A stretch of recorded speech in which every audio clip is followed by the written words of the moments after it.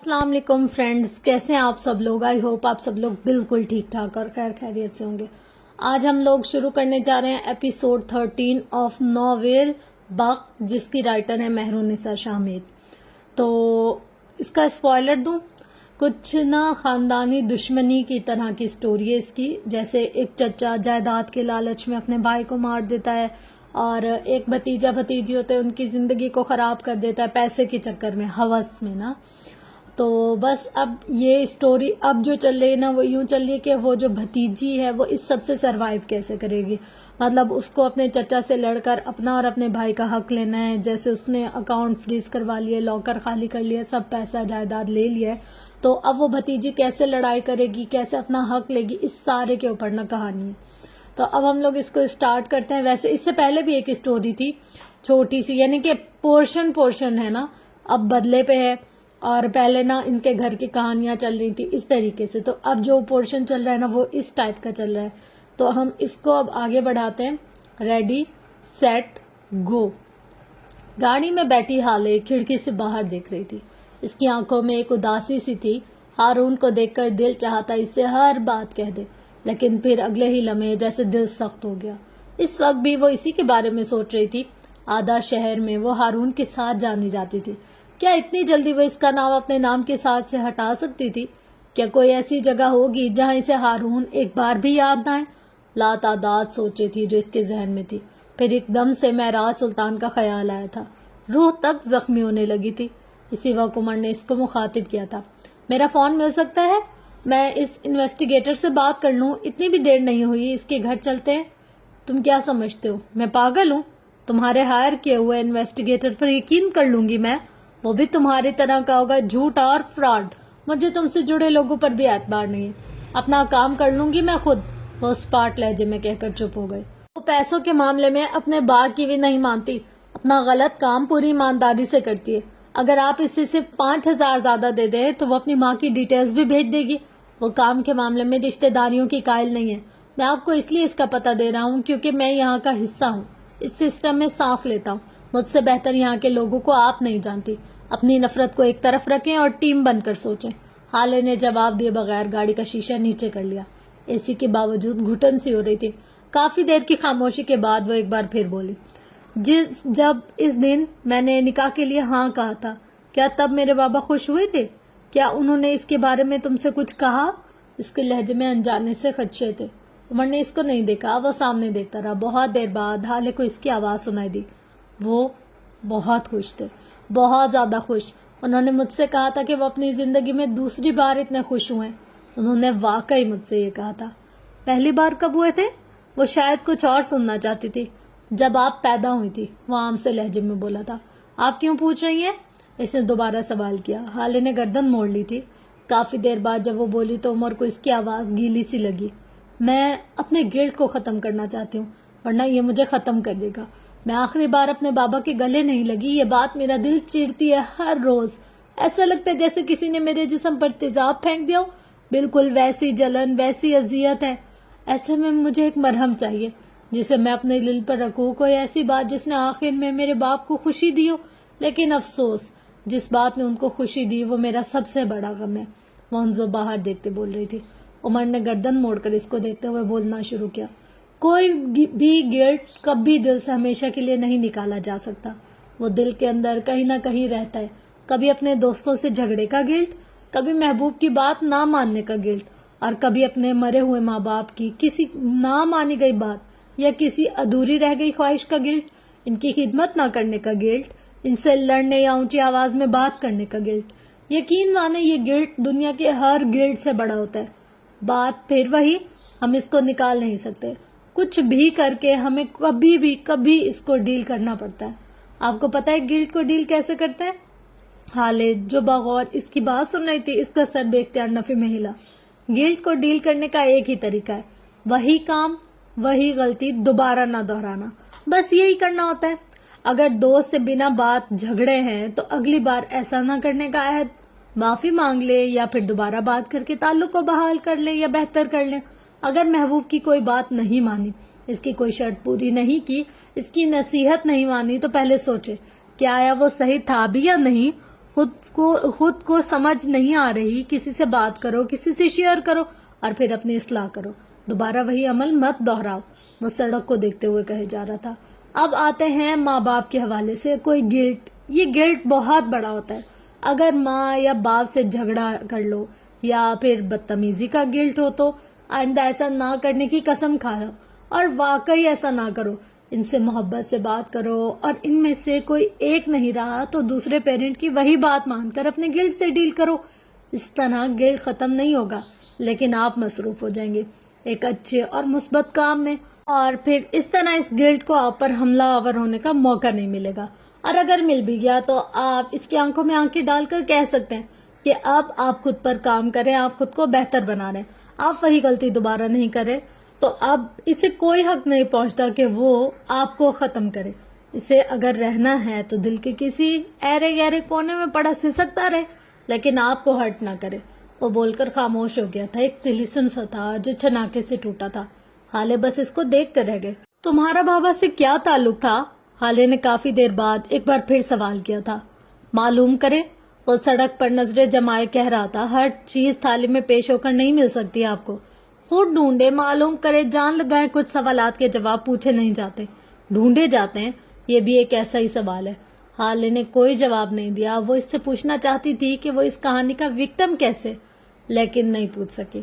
وہ اسے کیا کہتی کہ اس کے باپ نے خواب میں آ کر اسے یہ سب بتایا، یا پھر یہ کہتی کہ اسے یہ بھی یاد نہیں کہ وہ خواب تھا بھی کہ نہیں۔ اس کی بات کا کوئی لاجک نہیں تھا۔ وہ خاموش رہی، عمر بھی خاموشی سے ڈرائیو کرتا رہا۔ باہر آسمان سیاہ سے تر ہوتا گیا۔ سلطان منزل کی ویرانی قبرستان کے سناٹوں کو مات دیتی تھی۔ فروا اور مہر لان میں رکھی کرسیوں پر بیٹھی کافی پی رہی تھی، اور رات قطرہ قطرہ پگھل رہی تھی۔ شمس، سلطان اور سفیر اب تک گھر نہیں آئے تھے۔ یوسف سلطان تھوڑی دیر پہلے ہی سو گئے تھے۔ اس وقت کرسی پر بیٹھی مہرماں دور آسمان کو تاریک ہوتا دیکھ رہی تھی۔ تمہیں پتا ہے مہر، میں کتنی خوش ہوں؟ فروا کی طمانینت بھری آواز اس کے سماعت سے ٹکرائی۔ کیوں؟ مہر کی آواز بوجھل تھی۔ میرے پاس اب سب کچھ ہے، تم میری بہو بن گئی، میرے شوہر کو اس کا خواب مل گیا، اس گھر سے نگین کی کاربن کاپی نکل گئی، جیسا میں نے چاہا تھا سب ویسا ہی ہوا۔ عالم ارواح میں موجود کئی روحوں کو سکون ہوا ہوگا۔ وہ آنکھیں موندے پرسکون سے کہہ رہی تھی، میری بہن کے بارے میں اس طرح مت بولے۔ مہر نے ان کو ٹوکا، میں اسے بہت یاد کرتی ہوں، پتہ نہیں وہ لڑکا اس کے ساتھ کیسا سلوک کرتا ہوگا، وہ اسے پیسے تک نہیں دیتا۔ آج اس نے اپنی ساری جولری منگوائی ہے مجھ سے، اللہ جانے کس حال میں ہوگی، کیا ضرورت پیش آئی ہوگی اسے۔ وہ آسمان کو دیکھتی بول رہی تھی۔ فروا نے نخوت سے سر جھٹکا، میری بلا سے وہ بھاڑ میں جائے۔ سفیر ڈرنک کرنے لگا ہے مومانی، مجھے نہیں سمجھ آ رہی ان کو کیسے روکوں۔ وہ بہت اپسیٹ ہے، ان کا دل بری طرح سے ٹوٹا ہوا ہے، مجھے نہیں لگتا میں دوبارہ اسے جوڑ پاؤں گی۔ مہر نے بات بدلی تھی۔ فروا کے چہرے کا رنگ بدلا۔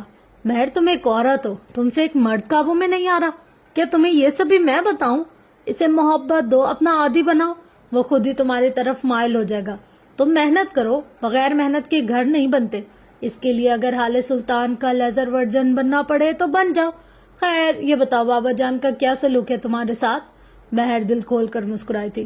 ابا میرے ہیں مومانی، ان سب کرائسس میں ایک بات ہے جو اچھی ثابت ہوئی، مہر ماں کو یوسف سلطان مل گئے۔ آپ کو پتا ہے وہ سارا دن مجھ سے بات کرتے ہیں، میرے ہاتھ سے چائے پیتے ہیں، کھانا کھاتے ہیں، اور تو اور انہوں نے میرا ہاتھ چوما۔ Can you believe it? انہوں نے میرا ہاتھ چوما۔ مجھے میرا باپ مل گیا، مجھے ابا مل گیا، نعمت تو اللہ نے مجھے دی ہے، کرم تو اس کا مجھ پر ہوا ہے۔ آپ کیا خوش ہوں گی جتنی میں خوش ہوں، اور تمہیں خوش دیکھ کر میں خوش ہوں، کیونکہ اس دنیا میں تمہیں فروا سے زیادہ محبت کوئی نہیں کر سکتا۔ تم مجھے سفیر سے بھی زیادہ عزیز ہو۔ فروا سلطان تمہارے لیے مر بھی سکتی ہے اور مار بھی سکتی ہے، یاد رکھنا۔ وہ اس کے ہاتھ پر اپنا ہاتھ رکھتے یاد دہانی کروا رہی تھی۔ مہر دور آسمان کو دیکھتی مسکرا رہی تھی۔ وہ دونوں ایک 3 منزلہ بلڈنگ کی دوسری منزل کے ایک فلیٹ کے دروازے پر کھڑے تھے۔ عمر نے بیل بجائی تھی۔ تھوڑی دیر بعد دروازہ کھلا اور ایک 27-28 سالہ دبلی پتلی سی لڑکی دروازے پر نمودار ہوئی۔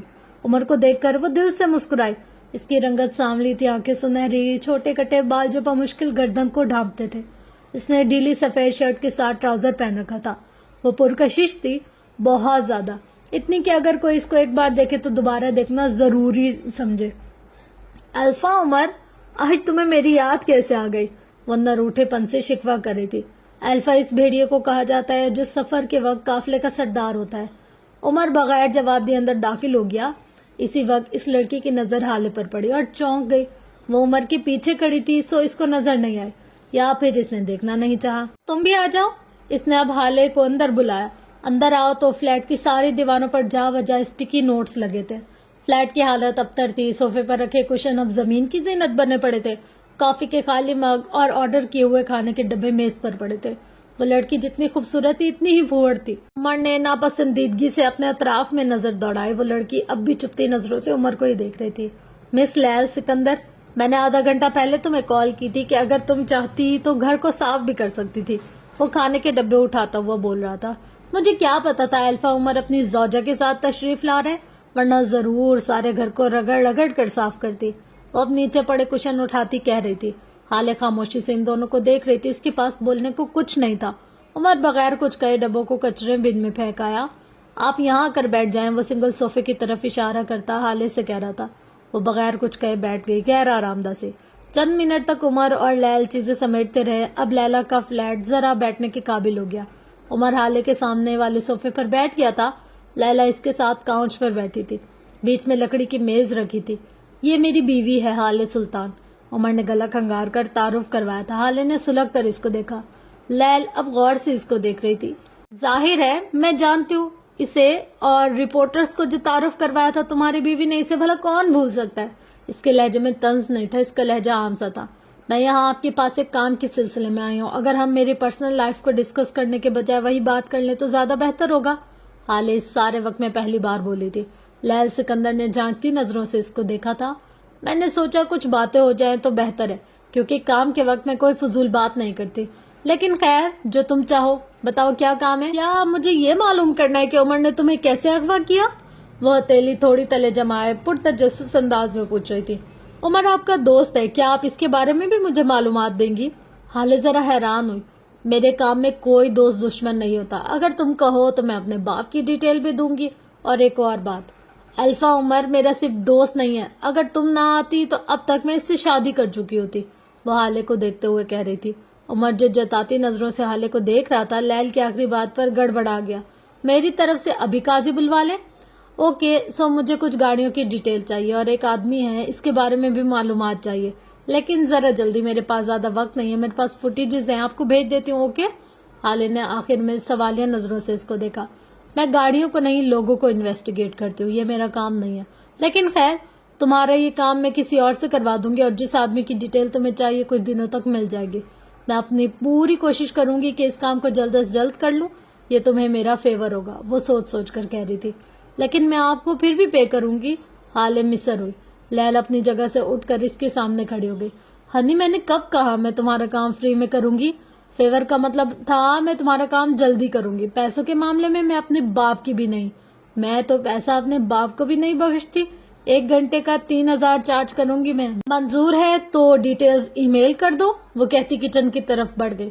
اوکے مجھے منظور ہے، حالے نے پیچھے سے آواز لگائی۔ عمر ان دونوں سے بے نیاز اپنے موبائل پر کسی کو میسج کر رہا تھا۔ ای میل ایڈریس لکھو، پھر وہ وہیں سے بول رہی تھی۔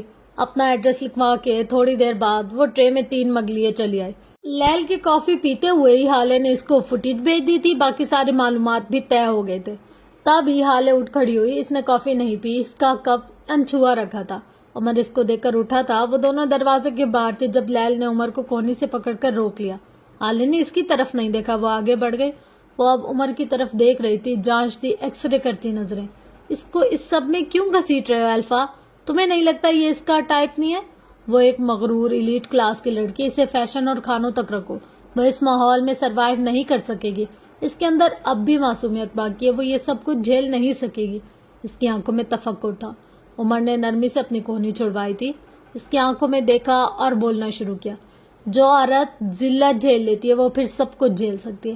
تمہیں پتا تو ہوگا وہ مہراز سلطان کی بیٹی ہے، انہوں نے آخری وقت پر مجھ سے کہا تھا کہ وہ اپنی بیٹی کو خدا کے بعد میرے حوالے کریں۔ تم جانتی ہو ان کا مطلب ہرگز نہیں تھا کہ میں ان کی بیٹی کو روٹی کپڑا اور مکان یہ سب کچھ دوں، یا پھر ان کو ٹپیکل بیوی بنا کر رکھوں۔ ان کا مطلب میں سمجھ گیا تھا اور وہی کر رہا ہوں، تو مجھے کرنے دو، ان کو اپنے پیروں پر کھڑا ہونے دو۔ معصوم تو تم بھی تھی لیل، تم نے بھی تو سروائیو کیا نا۔ اس کا لہجہ نرم تھا، جبکہ لیل اب بھی متذبذب تھی۔ میں یتیم تھی عمر، میں نے اپنے ماں باپ کو دیکھا تک نہیں تھا، میرے آگے پیچھے کوئی نہیں تھا، مجھے اپنے لیے خود کھڑا ہونا پڑا۔ وہ جھنجھلائی تھی۔ بس پھر فکر مت کرو، اب وہ بھی یتیم ہے اور اس نے اپنے ماں باپ کو دیکھ رکھا ہے۔ ایسا یتیم زیادہ خطرناک ہوتا ہے، تم اس کو چھوڑو، اس کے لیے عمر حیات ہے، اپنا کام کرو کہ وہ اس کو اسی دروازے پر ہی چھوڑ کر آگے بڑھ گیا۔ رات کے تقریباً 12 بج رہے تھے جب وہ دونوں لیل کے فلیٹ سے نکل کر گاڑی میں آ کر بیٹھے تھے۔ حالے نے آتے ہی شیشہ کھول دیا، اس نے شام میں بھی یہی کیا تھا۔ عمر نے نوٹ کیا تھا لیکن کچھ کہا نہیں۔ آپ کو گرمی لگ رہی ہے کیا؟ بلاخر اس نے پوچھ لیا تھا۔ تم مجھ سے صرف کام کے وقت مخاطب ہوا کرو، مجھے تمہاری آواز سے کوفت ہوتی ہے اور میرے معاملات میں دخل مت دیا کرو۔ تمہارا اور میرا تعلق صرف کام کی حد تک ہے، آئندہ کسی کے سامنے مجھے اپنی بیوی متعارف مت کروانا، تمہارے لیے بہتر ہوگا۔ وہ کھڑکی سے باہر دوڑتی گاڑیوں کو دیکھتی کہہ رہی تھی۔ آپ کو صرف میرا ہی قصور کیوں لگتا ہے؟ آپ کی شادی سفیر سے نہ ہو سکی، اس کے لیے آپ کی چچی بھی تو آپ کے اغوا میں شامل ہو سکتی ہیں۔ میں بھلا ایسی کوئی حرکت کیوں کروں گا؟ اس بات کا کوئی لاجک ہی نہیں۔ آپ ایک بار ٹھنڈے دماغ سے سوچے تو صحیح، تصویر کا دوسرا رخ بھی دیکھیں۔ وہ اس کو دیکھ کر کہہ رہا تھا۔ جب کوئی لڑکی سارے جہان میں بدنام ہو جاتی ہے، جب اس کی شادی ٹوٹ جاتی ہے، جب اس کی محبت اسے چھین لی جاتی ہے، اس کے خاندان والے اس کو ڈسون کر دیتے ہیں، اس کا باپ اس کی شادی اسی کے مجرم سے کروا دیتا ہے، تو تصویر کا کوئی اور رخ نظر نہیں آتا، پھر چیزوں میں لاجک نہیں نظر آتا۔ بس جو چیز نظر آتی ہے وہی حقیقت ہوتی ہے، اور میں نے خود کو تمہاری گاڑی میں، تمہارے گھر میں دیکھا ہے، اس لیے میرے لیے یہی حقیقت ہے تم پہ۔ عمر، میں تم پہ اعتبار نہیں کرتی، سو اگر تم چاہتے ہو کہ میں تمہارا اعتبار کروں تو تمہیں اس کو کمانا ہوگا۔ اعتبار بھیک میں نہیں ملتا، تم میرے پاس کوئی ٹھوس ثبوت لاؤ، میں کر لوں گی اعتبار، میں مان لوں گی تمہاری بات۔ وہ اب بھی باہر ہی دیکھ رہی تھی، اس کے لہجے میں تپش تھی۔ آپ اپنے معاملے میں نہ صحیح، جج صاحب کے معاملے میں تو مجھ پر اعتبار کر سکتی ہیں۔ وہ مصر ہوا۔ حالے نے چہرہ اس کی جانب موڑ لیا، اس کی آنکھوں میں سرخ ڈوریاں تھی۔ عمر نے بے اختیار نظریں چرائی تھی۔ اس دن میرے باپ کے آفس میں میرے چچا اور میرے باپ کے قاتل کو دیکھ کر تمہارا خون نہیں کھولا، تم نے ان سے معذرت کر لی، تم ان کے سامنے جھکے عمر۔ اس دن تم نے اپنا آپ ہارا، مقام بھی کھو دیا۔ ایک ذرا سا جو کہیں اعتبار تھا نا کہ تم میرے باپ کے ساتھ مخلص ہو، تم نے اس کو بھی ختم کر دیا۔ تم ان سے محبت نہیں کرتے تھے، تم صحیح کہہ رہے تھے، مرنے والا میرا باپ ہے، تمہارا نہیں۔ اس دن میں نے دیکھ لیا، اس کے لہجے میں کاٹ دی۔ عمر کے چہرے کے تاثرات سخت ہوئے تھے، جیسے بہت سارا اشتعال اندر دبا لیا۔ آپ کو کوئی حق نہیں ہے کہ آپ میری جج صاحب سے محبت کو جج کریں۔ اس دن مسز ہالے، اس دن شمس کو وہاں دیکھ کر میرا خون بھی کھولا تھا، میرا دل بھی کیا تھا کہ میں چیخوں چلاؤں، غصہ کروں، روں، یا پھر شمس کو مار دوں۔ ہاں، یہ آسان تھا۔ میں نے جب وہ ویڈیو دیکھی تب میں آپ کی طرح رو نہیں رہا تھا، میں اپنی گن لوڈ کر کے سلطان منزل گیا تھا۔ وہ بول رہا تھا اور حالے سن رہی تھی۔ لیکن پھر میں نے سوچا اس طرح تو وہ ایک ہی بار مر جائے گا، یہ موت تو بس خدا کے اختیار میں، کیا ہوگا کہ بچ جائے۔ نہیں، میں اس کو ایسے نہیں مار سکتا، میں اس کو تڑپا تڑپا کر ماروں گا۔ میں 2 قدم پیچھے ہٹا، وہ اس لیے نہیں کیونکہ میں بزدل ہوں، اس لیے کیونکہ میں بھیڑیا ہوں اور میں بھیڑیے کی طرح شکار کروں گا۔ 2 قدم پیچھے ہو کر وار کروں گا۔ اس کی آنکھوں میں جیسے چنگاریاں پھوٹ رہی تھی۔ حالے نے تعصب سے اس کو دیکھا، افسوس سے سر کو نفی میں ہلایا اور پھر بولی، تمہیں شرم نہیں آتی ایک ایسے جانور سے خود کو ملاتے ہو جس کا نام ہم تب لیتے ہیں جب کسی کے ساتھ انتہا کا ظلم ہوا ہوتا ہے، جہاں بے حسی کی داستان رقم ہوتی ہے، جہاں صفاقی ہو، جہاں بے جا دہشت ہو۔ وہ ایک غلیظ جانور ہے اور تم تو اشرف المخلوقات ہو کر خود کو ایک جانور سے ملا رہے ہو۔ اس کی آواز میں ملامت تھی۔ عمر نے اس کی طرف نہیں دیکھا، اس نے سامنے دیکھتے ہوئے بولنا شروع کیا۔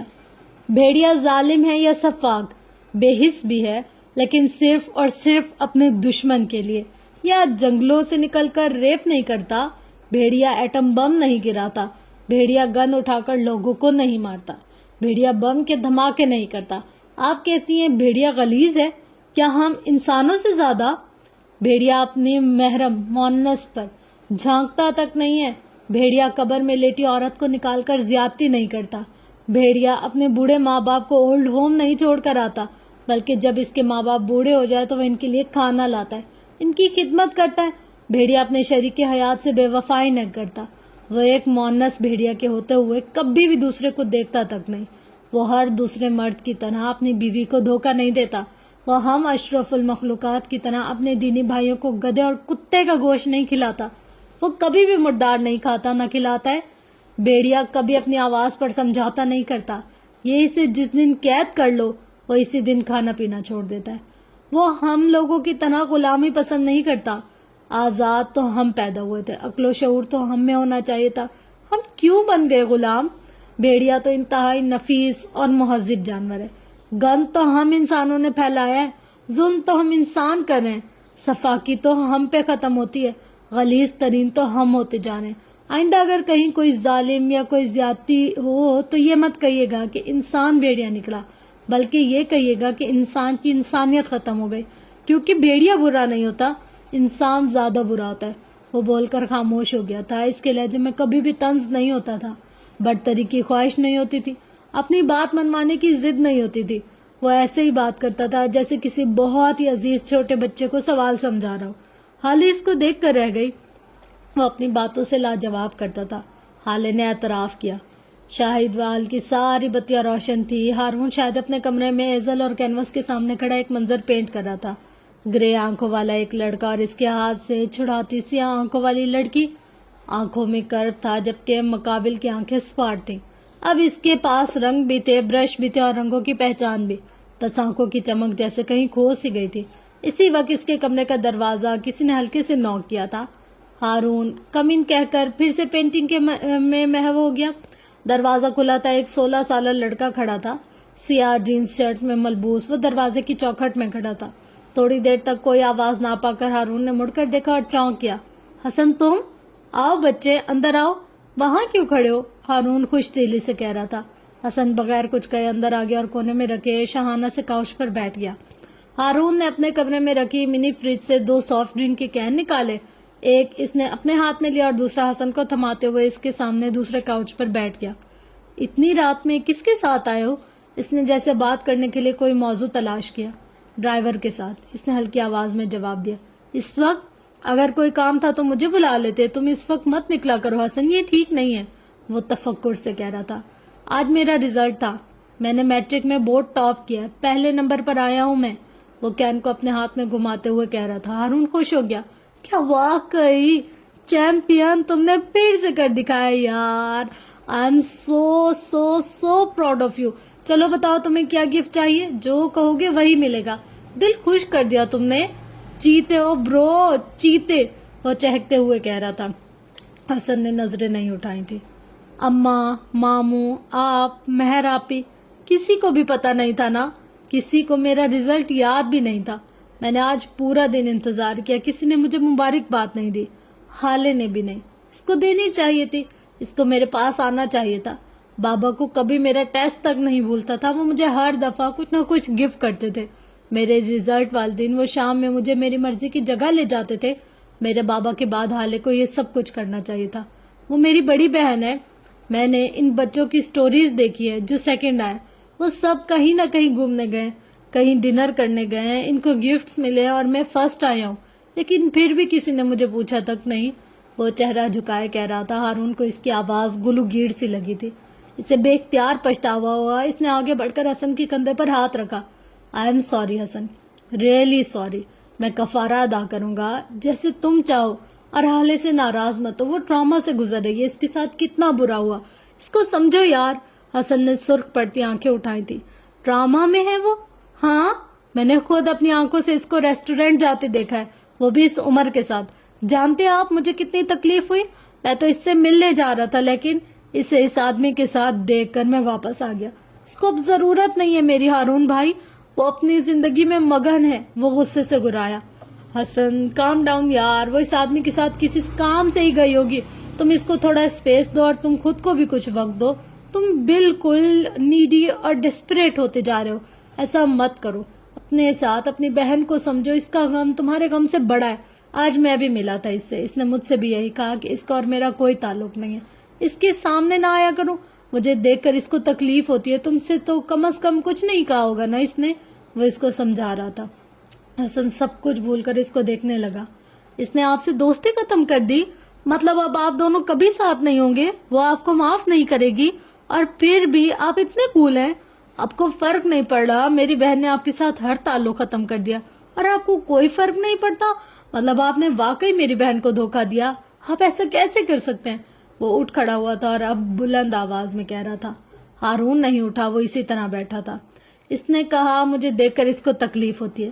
اس کا مطلب ہے ہم دونوں کو تعلق برقرار ہے. وہ اب بھی میرے لیے فیل کرتی ہے. جس دن اس نے یہ کہا کہ اس کو میرے ہونے نہ ہونے سے فرق نہیں پڑتا، ہمارا تعلق تب ختم ہوگا. اس کی نوبت میں آنے نہیں دوں گا.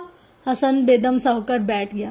یہ تعلق میرے لیے زندگی ہے حسن، میں اس کو اس کے حال پر چھوڑ رہا ہوں. میں نے اس سے زبردستی شادی نہیں کی، صرف اس لیے کیونکہ میں چاہتا تھا وہ مجھ سے نفرت نہ کرے. یہ چیز مجھ سے برداشت نہ ہوتی، لیکن دیکھو وہی ہوا. مگر تم دیکھنا، میں اسے کبھی نہیں چھوڑوں گا، میں اس پہ گیو اپ نہیں کروں گا. مجھے ہماری دوستی اور حال ہر چیز سے زیادہ عزیز ہے. میں اس تعلق کو دوبارہ بنا لوں گا، چاہے جو مرضی کرنا پڑے. وہ حسن کو دیکھتے ہوئے کہہ رہا تھا. حسن خاموشی سے اٹھ کھڑا ہوا. میری بہن کو ہرٹ مت کرنا ہارون بھائی، میں اس دفعہ معاف نہیں کروں گا. اس نے انگلی اٹھا کر تنبیہ کی. ہارون نے اس کی آنکھوں میں دیکھا تھا. اور وہ جو ابھی ذرا دیر پہلے خود غیبت کر رہے تھے، اس کا کیا؟ ہاں، غیبت نہیں تھی وہ، بس اس کو عمر کے ساتھ دے کر میرا خون کھول جاتا ہے. ایک تو اس نے میری بہن کو اغوا کیا، اور پھر اب پتہ نہیں کس بات سے اس کو اتنا دھمکا رکھا ہے کہ وہ اس کے ساتھ رہنے پر مجبور ہے. فراڈ یا آدمی، وہ سلگ کر بولا تھا. وہ دونوں کچھ ڈھونڈ رہے ہیں حسن، اور مجھے لگتا ہے میں ان کی مدد کر سکتا ہوں. وہ باہر ڈھونڈ رہے ہیں، جبکہ کھوئی ہوئی چیز کو سب سے پہلے اپنے گھر میں ڈھونڈنا چاہیے. وہ سوچتے ہوئے کہہ رہا تھا. آپ کیسے مدد کر سکتے ہیں؟ ہارون مسکرایا تھا دل کھول کر. کیونکہ میں سلطان منزل جا سکتا ہوں، وہ دونوں نہیں، اور گھر کا بھیدی لنکا ڈھاتا ہے. کیا تم نے سنا نہیں ہے؟ حسن نے افسوس سے سر ہلایا. ڈین ابھی 7 گھر چھوڑ کر وار کرتی ہے، لیکن میں تو پاگل ہوں، اور پاگل سب سے پہلے اپنے گھر والوں پر ہی وار کرتے ہیں. خیر چلو تو میں گھر چھوڑا ہوں. وہ اس کی گردن میں بازو ڈالتے آگے بڑھ گیا. جس کمرے میں حالے رہ رہی تھی، یہ کمرہ عمر کے کمرے کے مقابل ذرا چھوٹا تھا. دروازے سے اندر آؤ تو سامنے والی دیوار کے ساتھ بیڈ رکھا تھا، اور ایک طرف بڑا صوفہ اور بیڈ کے ساتھ والی دیوار کے ساتھ ڈریسنگ ٹیبل رکھا تھا. الماری میں اب کچھ کپڑوں کا اضافہ ہو گیا تھا، جو کہ حالے نے شانوں کو پیسے دے کر منگوائے تھے. کچھ کپڑے مہر نے بھیجے تھے. اب بس شکر یہ تھا کہ اسے کسی اور کے کپڑے نہ پہننے پڑتے. وہ اپنے بیڈ پر لیٹی کچھ سوچ رہی تھی جب عمر بغیر دستک کے اندر داخل ہوا. اس کے ہاتھ میں لیپ ٹاپ تھا. حالے سیدھی ہو کر بیٹھی. عمر کو دیکھ کر ایک بار پھر اشتعال اٹھایا. تمہیں کسی نے تمیز نہیں سکھائی کیا؟ کسی کے کمرے میں آنے سے پہلے نوک کرنا چاہیے. کیا خیال ہے تمہارا؟ وہ چبا چبا کر کہہ رہی تھی. اصل میں میری نوکری کی وجہ سے ہر جگہ بغیر اجازت جانے کا عادی ہو گیا ہوں. کبھی ریڈ تو کبھی چھاپا، کبھی کسی کو اٹھا کر لانا تو کبھی کسی کے اڈے پہ پولیس لے کر جانے. اب اجازت لیتے ہوئے ہچکچاہٹ ہوتی ہے. وہ عام سے لہجے میں کہہ رہا تھا، جبکہ حالے سلگ ہی تو گئی. تم مجھے اپنی قابلیت اور مقبولیت کی قصے سنانے آئے ہو، یا پھر میری وجہ سے اپنی جاب کے جانے کا حساب لینے آئے ہو؟ میری جاب آپ کی وجہ سے نہیں گئی، وہ اس لیے گئی کیونکہ میں یہ چاہتا تھا. آپ تو خاموشی سے گزر رہی تھی. ان رپورٹرز کے سامنے بولنے کا مشورہ میں نے دیا. اب آپ پوچھیں گی کہ میں نے ایسا کیوں کیا، تو بتاؤں دوں کہ میری جاب بہت ٹف ہوتی ہے. میں یا تو جاب کر سکتا ہوں، یا پھر لیپ ٹاپ کو فضا میں بلند کیا، یا پھر کام. تم نے مجھے استعمال کیا. تمہیں شرم نہیں آئی؟ تم نے ایک لڑکی کو استعمال کیا. مجھے تو یقین نہیں آ رہا بابا نے تم جیسے انسان کو اپنے قریب رہنے دیا. تم جیسے فراڈ اور خود غرض آدمی کو وہ پہچان کیوں نہ سکے تم؟ وہ بھی کچھ اور بھی کہتی کہ جب عمر نے اس کی بات کاٹی. اس سے پہلے کہ آپ میری شان میں مزید القابات کا اضافہ کریں، میں آپ کو کچھ دکھانا چاہتا ہوں. وہ پرسکون سا کہتا ہے اس کے قریب آ کر بیٹھنے لگا جب حالے نے اس کو ہاتھ کے اشارے سے روک دیا اور خود بیڈ سے نیچے اتر رہی تھی. یہ کمرہ میرا ہے عمر حیات، مجھے یہاں تمہاری موجودگی نہیں چاہیے. کراہیت آتی ہے مجھے تم سے. سو اگلی بار جب مجھ سے بات کرنی ہے اسٹڈی میں بلانا، کیونکہ وہ ہماری ورک پلیس ہے. یہ کمرہ یہ میری پرسنل سپیس ہے، آئندہ یہاں مت آنا. وہ بولتے ہوئے کمرے سے باہر نکل گئی. عمر اس کے پیچھے گیا. تھوڑی دیر بعد وہ دونوں اسٹڈی میں بیٹھے تھے. لیپ ٹاپ عمر کی گود میں رکھا تھا. حالے اس کے قریب سنگل صوفے پر بیٹھی تھی. عمر اس کو کچھ بتا رہا تھا. اسکرین پر وہی ریسٹورینٹ کی فوٹیج والا آدمی تھا. یہ آدمی، اس کا نام شیر علی ہے. 2 ماہ قبل منشیات کی اسمگلنگ کی کیس سے اس کو بیل مل گئی تھی، کیونکہ اس کے دوست طاقتور سسٹم میں ان کے لوگ بیٹھے ہیں. یہ نامی گرامی گنڈا ہے. اغوا، ریپ، قتل، انسانی اسمگلنگ، کوئی ایسا کام نہیں ہے جو اس نے نہ کیا ہو. حالے آنکھیں چھوٹی کے اس کو دیکھے گئی.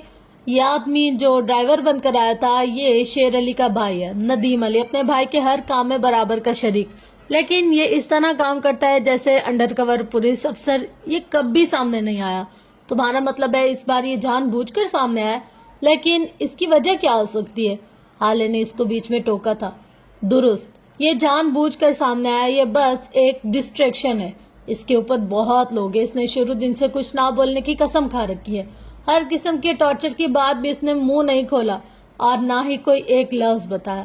یہ اب تک گنگے ہونے کی اداکاری کر رہا ہے. اب ہمیں یہ معلوم کرنا ہے کہ لاسٹ ٹائم شیر علی کو جیل سے نکلنے میں کس نے مدد کی تھی. جس نے بھی کی ہوگی ہمارا دشمن وہی ہے، کیونکہ اسی فیور کے بدلے شیر علی اور اس کا بھائی یہ کام کر سکتے ہیں. ورنہ جیل سے نکلنے کے بعد وہ اتنی جلدی کوئی دوسرا کرائم صرف پیسوں کی خاطر نہیں کر سکتے. کوئی نہ کوئی ذاتی مفاد یا مجبوری ضرور ہوگی. عمر سنجیدگی سے بتا رہا تھا. اوہ، مطلب بڑے ہی پروفیشنل لوگ ہائر کیے ہیں تم نے. کیا بات ہے تمہاری، تمہیں تو شروع سے ہی پتا ہوگا کہ یہ کچھ بولے گا ہی نہیں، اور تم میرے ساتھ بیٹھ کر ان کو ڈھونڈنے کے ڈرامہ کرو گے، اور آخر میں خالی ہاتھ رہ جاؤں گی اور تم عمر حیات تم ہیرو بن جاؤ گے. گریٹ. اس نے دونوں ہاتھ اٹھا کر اس کو شاباش دی. مجھے تو یہ سمجھ نہیں آ رہی کہ میں اپنے اصل اغوا کار کے ساتھ مل کر اپنے نقلی اغوا کار کو کیوں ڈھونڈ رہی ہوں. میری عقل پر کیسے پتھر پڑ گئے، میرا دماغ چل گیا ہے. وہ بلند آواز میں بول رہی تھی. عمر لب بھینچے اس کو دیکھے گیا، پھر یکدم وہ اٹھا. صوفے کے ہتھے پر اپنا ہاتھ رکھ کر وہ حالے کی جانب جھکا تو وہ دم سادے بیٹھی رہے. حالے معراج سلطان، میں نے آپ کو اغوا نہیں کیا. یہ بات آپ اپنے چھوٹے سے فتنہ دماغ میں بٹھا لیجئے. اور آپ میرے ساتھ کام اس لیے کریں کیونکہ آپ کے پاس میرے خلاف کوئی ثبوت نہیں ہے، کیونکہ آپ کے باپ نے آپ کو میرے ساتھ رہنے کا کہا ہے، کیونکہ آپ کے پاس جانے کو کوئی جگہ نہیں ہے، کیونکہ آپ کے پاس اپنا حق لینے کے لیے تعلقات یا پیسہ نہیں ہے. آپ بس ایک بگڑی ہوئی رئیس زادی ہیں جسے بس فیشن اور کھانوں کے علاوہ کسی چیز کا علم نہیں ہے، جو کہ ہاتھ پاؤں مار کر اپنا مجرم ڈھونڈنے کے بجائے سارا الزام ایک ایسے شخص پر لگا رہی ہے جس کے خلاف اس کے پاس ایک ثبوت بھی نہیں ہے. اصل میں آپ کو میں بتاؤں آپ کیا ہیں؟ آپ ایک سست لڑکی ہیں جس سے کام نہیں ہوتا. آپ کا دماغ آپ کو غلط گائیڈ کر رہا ہے. آپ ہر قصور، ہر غلطی میرے کھاتے ڈالتی ہے کیونکہ میں آسان ہدف ہوں. آپ مشکل کام کرنے سے ڈرتی ہیں. وہ پیچھے ہٹا تھا، بازو سینے پر باندھ لے تھا اور کہتا ہی جا رہا تھا. اب اگر آپ کہہ رہی ہیں کہ میں نے آپ کو اغوا کیا، زبردستی آپ کو اپنے پاس رکھا، تو ٹھیک ہے، میں نے یہ کیا. اب بتائیں کیا کریں گی؟ کیا ثبوت ہے؟ کون گواہ ہے؟ کس عدالت میں جا کر میرے خلاف بات کریں گی؟ کون سے مارننگ شو میں جا کر اپنے دکھڑے سنائیں گی؟ کیونکہ میں سمجھ گئی ہوں آپ صرف یہی ہی کر سکتی ہیں. اس کے لہجے میں تپش تھی. حالے کی رنگت سفید پڑنے لگی. آپ کے غم نے آپ کے دماغ کو بند کر دیا. حالے، اس کو کھولیں، اس سے کام لیں. منہ سے بولنے سے کچھ نہیں ہوگا، ثبوت لا کر میرے منہ پر ماریں. آپ مضبوط ہیں، باہمت ہیں. آپ وہی ہیں جس نے ایک 6 فٹ 1 انچ کے مرد کو اکیلے ہسپتال پہنچایا تھا. آپ وہی ہیں جس نے اپنے خاندان کی جدائی کو سروائیو کیا ہے. آپ وہی ہیں جس نے ذلت جھیلی ہے. جو عورت ذلت جھیل لیتی ہے وہ سب کچھ جھیل لیتی ہے. خود کو ضائع مت کرے. اب کی بار اس کا لہجہ نرم ہو گیا. حالے بغیر کچھ بولے شاکی آنکھوں سے اس کو دیکھے گئی. عمر چند قدم آگے آیا تھا، لیپ ٹاپ اٹھایا تھا اور حالے کی گود میں رکھا. اس میں شیر علی کے سارے کیسز کی ساری ڈیٹیلز پڑھی ہیں، اور کس کیس سے کس نے اس کو نکلوایا اس کی ڈیٹیل. یہ اپنا فون ہاتھ میں لے کر اس کے ہاتھ میں تھمایا. میرے کانٹیکٹ لسٹ میں 10واں نمبر لیل کا ہے اور 20واں ایک دوسرے انویسٹیگیٹر کا. جس کسی نے بھی علی شیر کو اس کے کیسز سے نکالا، ساری ڈیٹیلز آپ کو مل جائیں گی. آج رات ہی میں جا رہا ہوں، صبح آؤں گا. اگر آپ نے کام کر دیا تو ہم ٹیم رہیں گے، اور اگر نہیں کر سکی یا نہیں کرنا چاہتی تو جیسا آپ چاہیں گی میں کروں گا. بس ایک بات یاد رکھے، ساری دنیا آپ کی دشمن ہو سکتی ہے لیکن عمر حیات نہیں. وہ نرمی سے کہتا چلا گیا. حالے وہیں بیٹھی رہ گئی ساکت شل سی. حسن سلطان جب اپنے کمرے میں آئے تو اس کے بیڈ پر پھولوں کا ایک بوکے رکھا ہوا تھا. ایک بڑا سا گفٹ کا ڈبہ بھی ساتھ ہی رکھا تھا. حسن متحیر سا چوکھٹ پر کھڑا رہ گیا اور پھر اگلے ہی لمحے وہ لپک کر اپنے بیڈ کے پاس آ گیا. اس نے بوکے اٹھا کر دیکھا. اس میں ننھا سا کارڈ لگا تھا. اس پر بھیجنے والے کا نام بھی لکھا تھا، معراج سلطان. حسن جہاں تھا وہیں تھم گیا. اس کی سانس تک رک گئی. وہ پھٹی پھٹی آنکھوں سے کارڈ کو دیکھ گیا اور پھر بے دم سا ہو کر بیڈ پر گرا تھا. اس کا دل زور زور سے دھڑک رہا تھا. آنکھوں میں نمکین پانی بھرنے لگا. اس نے کارڈ کو ایک بار پھر اٹھایا اور اس پر لکھا نام ایک دفعہ پھر پڑھا. 1 دفعہ، 2 دفعہ، 3 دفعہ، اور پھر وہ پڑھتا ہی گیا. پہلے زیر لب، پھر سرگوشی کی صورت، اور پھر بلند آواز میں زور زور سے پڑھتا گیا. وہ شاید خود کو یقین دلانا چاہتا تھا. کارڈ کے کونے میں اس شاپ کا نمبر لکھا تھا جہاں سے پھول لیے گئے تھے. اس نے جیبیں ٹٹول کر اپنا موبائل باہر نکالا اور کارڈ کو دیکھتے کانپتے ہاتھوں سے نمبر ڈائل کیا تھا. کال کی پک ہوتے ہی کسی کی پروفیشنل سی آواز اس کے کانوں سے ٹکرائی تھی. اپنی شاپ اور بات کرنے والے کا تعارف کروایا گیا. حسن کے مانوس سماعتوں پر پردے پڑ گئے. میں حسن سلطان بات کر رہا ہوں، سلطان منزل سے. مجھے آج آپ لوگوں کی طرف سے ایک بوکے ملا جس پہ معراج سلطان لکھا ہے. کیا آپ بتا سکتے ہیں یہ پھول بھیجنے کے لیے آپ سے کس نے کہا؟ حسن نے رک رک کر شستہ انگلش میں سوال کیا۔ آواز سفر کرتی فون کے اس پار گئی۔ فون کان سے لگائے بیٹھی لڑکی کے کانوں میں سرگوشی سی کر کے کہیں معدوم ہو گئی۔ جی سر، وہ پھول آپ کو ہماری شاپ سے ہی بھیجے گئے۔ اصل میں 1 مہینہ پہلے معراج سلطان صاحب خود آئے تھے اور آج کی ڈیٹ پر ایک ایڈریس پر پھول بھیجنے کا کہا تھا۔ انہوں نے پیمنٹ بھی کر دی تھی۔ ہم شرمندہ ہیں سر، ہمیں ذرا دیر ہو گئی۔ حسن کے ہاتھ سے موبائل چھوٹ کر نیچے گرا تھا۔ آنکھوں سے 2 موٹے موٹے آنسو گرے تھے۔ سر آپ سن رہے؟ ہیلو سر، ہم معذرت خواہ ہیں سر۔ فون کے اسپیکر سے آوازیں آ رہی تھی لیکن حسن کو کوئی پرواہ نہیں تھی۔ اسے اب کسی کی بھی پرواہ نہیں تھی۔ وہ پھولوں کو سینے سے لگائے کارڈ پر لکھے معراج سلطان کا نام کو دیوانہ وار چومتا جا رہا تھا اور روتا جا رہا تھا، ساتھ ساتھ پکارتا جا رہا تھا، آپ کو نہیں مرنا چاہیے تھا بابا، آپ کو نہیں مرنا چاہیے تھا۔ آپ کے جانے سے سب سے زیادہ نقصان میرا ہوا ہے۔ آپ نے مجھے اکیلا کر دیا۔ یہ پھول آپ کی طرف سے ملنے والے آخری پھول ہوگے بابا۔ کاش میں ان کو کبھی مرجھانے نہ دے سکتا، کاش آپ نہ مرتے۔ اس کی آواز بلند ہوتی جا رہی تھی اور آنکھیں سرخ۔ یک دم اس نے اپنے آنسو صاف کیے تھے، نیچے گرا موبائل اٹھا لیا تھا۔ اب اس کی انگلیاں حال سلطان کا نمبر ڈائل کر رہی تھی۔ وہ ایک ہاتھ سے آنکھوں کو صاف کرتا اور دوسرے ہاتھ سے موبائل پکڑ رکھا تھا۔ بیل جا رہی تھی۔ سلطان منزل سے کئی کلومیٹر دور جاؤ تو اسٹڈی میں بیٹھی حال سلطان کا موبائل تھر تھرا رہا تھا۔ عمر کے جانے کے بعد وہ اب تک کسی طرح بیٹھی تھی۔ کال کی آواز پر اس نے تھکان سے کال اٹینڈ کر کے فون کان سے لگایا۔ اپنے بیڈ پر بیٹھے حسن سلطان نے کال ملتے ہی پرجوش سا بولنا شروع کیا۔ حالے تمہیں پتہ ہے بابا نے میرے لیے حسن میں بات نہیں کر سکتی، فون رکھو، اس نے تھکے تھکے انداز میں کہہ کر کال کاٹ دی تھی۔ حسن شل سا رہ گیا۔ اس کا فون والا ہاتھ بے دم ہو کر اس کے پہلو میں آ گرا تھا۔ اس کے ہونٹ بے یقینی سے پھڑپڑائے تھے۔ تم نے یہ ایک دفعہ پھر کیا؟ کارڈ کو ہاتھ میں لیے اس نے خود کو بیڈ پر پھینکنے کے انداز میں گرا دیا۔ اب اس کی آنکھوں میں آنسو نہیں تھے، اس کی آنکھیں خشک تھی۔ بیڈ پر پڑا، نیلے کور میں لپٹا گفٹ کا ڈبہ اپنی ناقدری پر ناراض سا لگتا تھا۔ اس کے سر پر لگا، اس کے بھیجنے والے کا نام تک نہیں پڑھا گیا تھا۔ Not fair. ڈبے کے اوپر بھلا کون سا نام لکھا تھا؟ ڈبے پہ چپکے کارڈ پہ فارسی میں ایک سطر لکھی تھی، تمہاری کامیابی پر سب سے زیادہ خوشی عمر حیات۔ اب سلطان منزل سے نکل کر دبے پاؤں عمر کی اسٹڈی میں جاتے ہیں جہاں حال سلطان بے دم سے بیٹھی تھی۔ حسن کی کال کاٹ کر اس نے موبائل دور پھینکا تھا اور اب کچھ سوچ رہی تھی۔ عمر کے لیپ ٹاپ پر نظر پڑتے ہی خون کھول سا گیا تھا۔ یک دم وہ صوفے سے اٹھی۔ یہ سمجھتا کیا مجھے؟ کیا اس کے بغیر میں کچھ نہیں کر سکتی؟ اس کو اب بتاؤں گی میں، یہ بگڑی ہوئی لیٹ کلاس کی لڑکیاں کیا کیا کر سکتی ہیں۔ پیروں میں سلیپر اڑستے اس نے انٹرکام اٹھا کر شانوں کو بلایا تھا۔ تب تک وہ نیچے نرم قالین پر بیٹھی اپنا سیٹ اپ بنا چکی تھی۔ بیٹھتے ہی اس کے سینے تک آئی۔ چھوٹی ٹیبل پر رکھا اس کا لیپ ٹاپ جو کہ بخش آج ہی لایا تھا۔ پاس پڑی چھوٹی سی ڈائری ہاتھ میں پکڑ کر موبائل سامنے کھڑی نیند سے بھری ہوئی آنکھوں لیے شانو باجی جی اس وقت کیا کر رہی ہیں؟ اس کی آواز اب بھی نیند کا خمار لیے ہوئے تھی۔ پہلے تو تم جاؤ بخش کو اٹھا کر لاؤ، اس کے بعد جاؤ میرے لیے کافی کا ایک پورا تھرماس بنا کر لاؤ، خیال ہے چینی ٹھیک ٹھاک ڈالنا اور دودھ بھی چلو، اب جاؤ۔ وہ لیپ ٹاپ پر نظریں جمائے مصروف سے بولی تھی۔ اس وقت باجی؟ اور خدا کی قسم میں بڑی گندی کافی بناتی ہوں، عمر صاحب کہتے ہیں میرے ہاتھ کی کافی سے بہتر ہے بندہ سکرات کا بچا ہوا زہر کا پیالہ پی لے۔ وہ اپنی تعریف میں رتبت سان تھی۔ حالے نے لیپ ٹاپ سے نظر اٹھائی اور اس کی طرف دیکھا۔ آپ کو کیا لگتا ہے اس وقت میں اچھی کافی پی کر چل کرنے کے موڈ میں ہوں؟ میں آپ کے ہاتھ کی بدمزہ کافی اسی لیے پینا چاہتی ہوں تاکہ میرے دماغ کی تاریں ہل جائیں اور میں ساری رات سو نہ سکوں۔ اب آپ جائیں گی یا گاڑی بلوا دوں؟ وہ نرم مگر ٹھنڈے لہجے میں کہہ رہی تھی۔ شانو سر جھٹک کر بڑبڑاتے ہوئے نکل گئی۔ آدھا پاگل شوہر تھا، پوری پاگل بیوی۔ ہاں نہیں تو بھلا میری کافی ملی ہے ان دونوں کو مذاق اڑانے کو۔ حالے نے ڈائری سے ایک نمبر نکالا اور اب اس پر کال جا رہی تھی۔ دوسری جانب کال پک کر لی گئی۔ سلام دعا کے بعد وہ سیدھا مدعے پر آئی۔ ہاں فراز، مجھے ایک کام تھا تم سے۔ ہاں خیر ہے، کچھ گاڑیوں کی ڈیٹیلز چاہیے تھی اور ایک نمبر بھیج رہی ہوں، کام کر دو گے؟ وہ مصروف سے پوچھ رہی تھی۔ جواب میں کچھ کہا گیا؟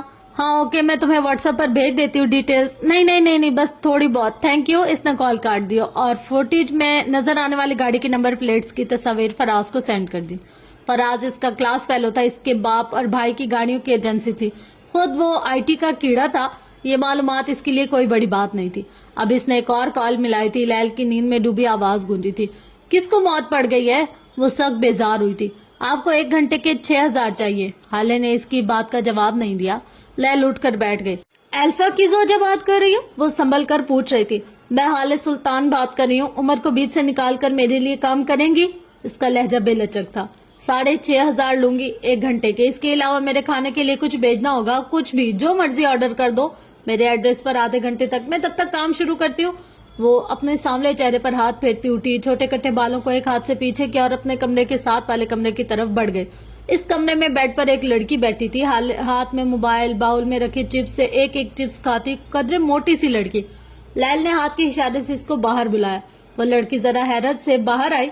ओके, मिल जाएगा। शेर अली और इसके भाई नदीम अली की सारी डिटेल्स चाहिए मुझे। कब कब किस किस केस में फंसे थे, कितना अरसा जेल में रहे, कब निकले, किसने निकाला, सब कुछ आज सुबह होने से पहले ही मुझे सब कुछ चाहिए। लैल अब अपना सिस्टम ऑन कर रही थी। वो कंप्यूटर के सामने बैठी थी। मोटी लड़की ने इसके साथ वाली सीट संभाल ली। इसके हाथ में लैपटॉप था। बात सुनो जोजा, ये काम किसी एक आदमी का नहीं है। मैं तुम्हें शेर अली के सारे केसेस की तफसील भेजूंगी, वो इन सब से कैसे निकला, कब निकला, ये भी भेज दूंगी। लेकिन इसके लिए मुझे और लोग भी चाहिए होंगे। मैं इन्वेस्टिगेटर हूँ, अलादीन का चिराग नहीं। तुम्हें या तो इंतजार करना होगा या फिर मेरे दूसरे लोगों को भी पे करना होगा। वो संजीदगी से कह रही थी। ओके, मैं पे कर दूंगी। आप बस इस अमर को यकीनी बनाए कि मुझे सुबह होने से पहले सारी डिटेल्स मिल जानी चाहिए। लैल ने समझने वाले अंदाज में सर हिलाया। एक और बात, मैं पैसों के लिए सुबह तक इंतजार नहीं करूंगी, लेकिन बाकी लोग बगैर पैसों के लिए कंप्यूटर के सामने बैठेंगे भी नहीं। मैं तुम्हें अकाउंट्स की डिटेल्स भेजती हूँ, इनको पैसे ट्रांसफर कर दो। जितना जल्दी करोगे इतना जल्दी ही काम हो जाएगा। अब क्या आले के चेहरे पर साया सा लहरा था, लेकिन वो नॉर्मल रही। इसने ओके कहकर कॉल काट दी। इसके पास पैसे नहीं थे, इसके पास कोई रकम नहीं थी, क्या करे, कहाँ जाए। हाले ने कॉल काट दी, सर हाथों में गिरा लिया। आज तक कभी ऐसा नहीं हुआ, कभी इसको पैसों के लिए परेशान नहीं होना पड़ा था। अगर कभी महराज सुल्तान इसकी पॉकेट मनी बंद कर देते तो इसके पास हारून शायद मौजूद था। वो दोनों एक दूसरे के पैसे से खाना खाते थे, घूमते फिरते थे, शॉपिंग करते थे। कभी महसूस ही नहीं हुआ, कभी सोचा ही नहीं कि एक दिन हारून शायद इसके पास नहीं होगा।